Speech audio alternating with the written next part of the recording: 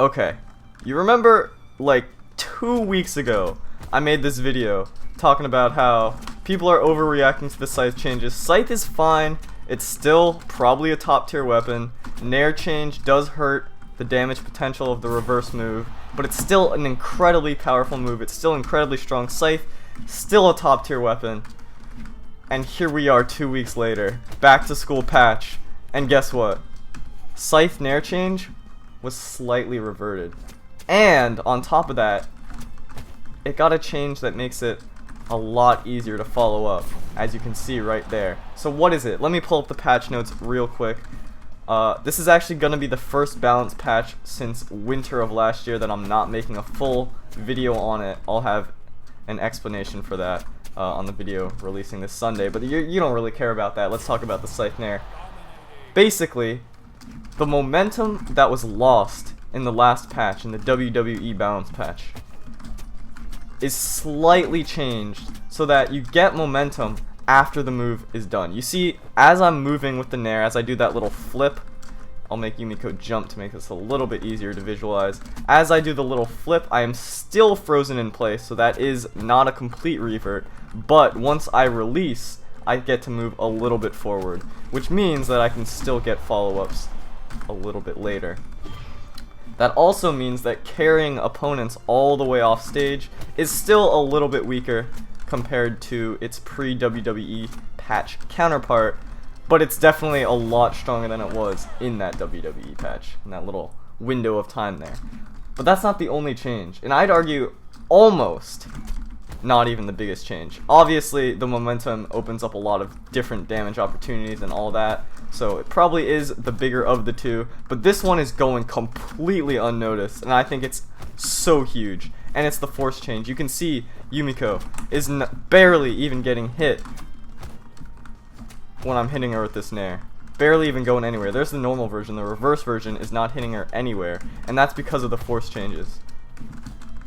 Let's look at the actual numbers, okay? Because it's pretty huge.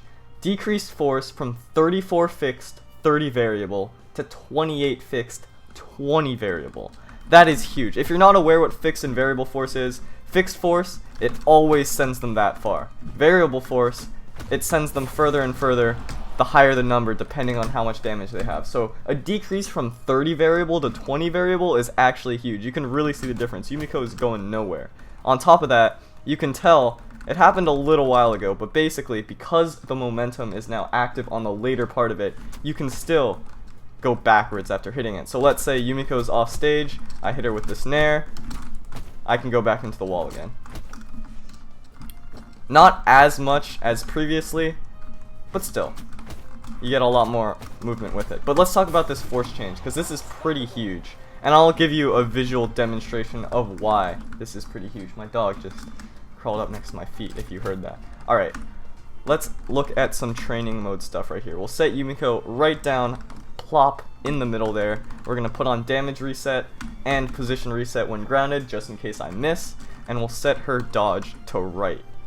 Now, if you were previously aware of downlight loops, you could do like a downlight and then a Nair into a downlight. I don't know why I turned on her dodge the moment that I was showing that, but you could do stuff like this. And the WWE patch completely removed that. Now, this patch, Back to School, re-enables that, but it's a little bit different, and I'll show you why. So let's turn this dodge back on. We'll do a little bit of a dodge read. Okay, my brain just exploded. I feel like I hit this 10 out of 10 times when the moment I press record. Okay, we're good. I just lose all mechanical ability. Why? Oh my, okay. We're gonna ignore those past two attempts, and we're just gonna look at this one, because there's no way I missed this. Are you seeing this right now? Are you seeing, did you just catch what just happened? Because I saw that the loop worked all the way up until red, where previously it would totally completely drop off the moment you clocked into the orange. That's the force change right there. But you'll also notice that Yumiko got her dodge back because she touches the ground. So previously, you would be able to get one loop out of this. Basically, if you caught the right dodge, Yumiko would not be able to dodge again. And you could just do this for one loop. But because of the force changes, she actually touches the ground and gets her dodge back. So this loop, despite working for a lot longer, is not actually optimal. But you see how long, like, you can get that single dodge read. It's actually insane. This is optimal into whatever read you get after that, just in terms of pure damage. Now positioning is a little bit different, but you know, it all depends on the situation. She does get her dodge back with the loop, but you can see how actually insane it is how long it lasts and how long you can follow up. And that's not the only example of something like that. I was just trying to give a clear visual so that you could see the force changes. But another thing is just how long Nair follow-ups will work off stage. You hit this Yumiko. Oh, let me turn off this position reset actually, and the damage reset, just so that you can see. If she gets knocked off stage, I land this Nair. That'll work for longer. Obviously, she jumped out, so let's see. If I hit her with a jump read, that'll work for longer. It's actually just insane. It means that you're not going to gimp with only Nair for as long, but it also means that you'll be able to get a follow-up for longer. So it's kind of a trade-off.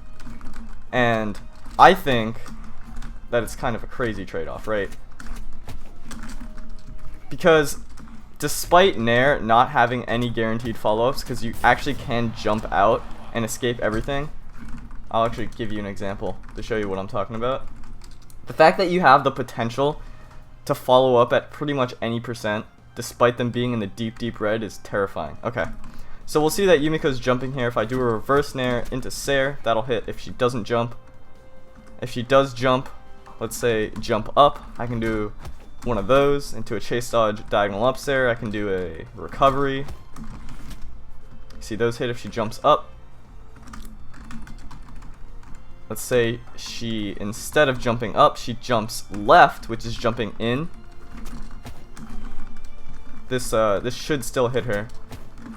There we go. And the recovery will also hit very clearly. However, if she jumps out, which is right, this'll whiff. Come back here, Yumiko. This'll whiff. And then finally, the diagonal up Sair will also whiff, even if I hold it for a little longer. So that's like a little bit of Scythe tech if you're trying to get out of Scythe strings. You jump out of that reverse Nair, and nothing they do is guaranteed. The problem is, you see how far Yumiko sends herself when she jumps out, right? Like, out of fear, obviously, because you don't want to get hit with any of those follow-ups. That Sair, that recovery, those can all lead to something very dangerous. If you jump out, yeah, they won't be able to hit you, but look how far you are from the stage. Like, you are gone. And that's kind of the thing with jumping out of the Scythe Nair. Either you try and not jump out. There's two options. You can jump out, escape any guaranteed follow-up, or you can not jump out, run the risk of getting hit with something, but also be closer to the stage. So it's all about like different mini games, different mix-ups that were completely taken away in the last update, but now they're back. You see, even though Yumiko jumped out, she escaped one part. It's just a much easier edge guard for the Scythe user. So it's a little bit of tech. Hopefully that helps your Scythe defense, also your Scythe offense, so that you know, oh, if this player is jumping out, I don't have to go for a follow-up. I can try and edge guard them as they come back. So yeah, that's a little bit of Scythe changes. Nair is not 100% what it was. It is a little bit weaker than it used to be, but it does have longer extended follow-ups, especially noticeably when they clock into the red. If you land a Nair here, they're still pretty close. Oh, I have her set to jump, so that might not hit. But either way, Scythe, definitely not dead. Definitely not dead. I would say before this update, it was still one of the strongest weapons in the game. Obviously, that was when Nair was a lot weaker than it currently is right now. Scythe is in a very good spot. I feel like Scythe players complained way too much and just had a bunch of knee-jerk reactions, and now that their weapon is a lot stronger. Also, I say Scythe players, but I'm a Scythe player, so just getting that out of the way. I think Scythe is insanely good now. Anyway, I'm rambling a bit. Hopefully I gave you some tech. Hopefully I gave you some knowledge. I'll have a video on Sunday explaining why there's not going to be a lot of videos in the future. Anyway, I'll see you then, I guess. And don't complain anymore, please. It hurts my brain. Oh yeah, also, the Hammer Super Guide is taking a really long time. Especially because the hammer changes in WWE, so I'm sorry. I'll try to finish it soon.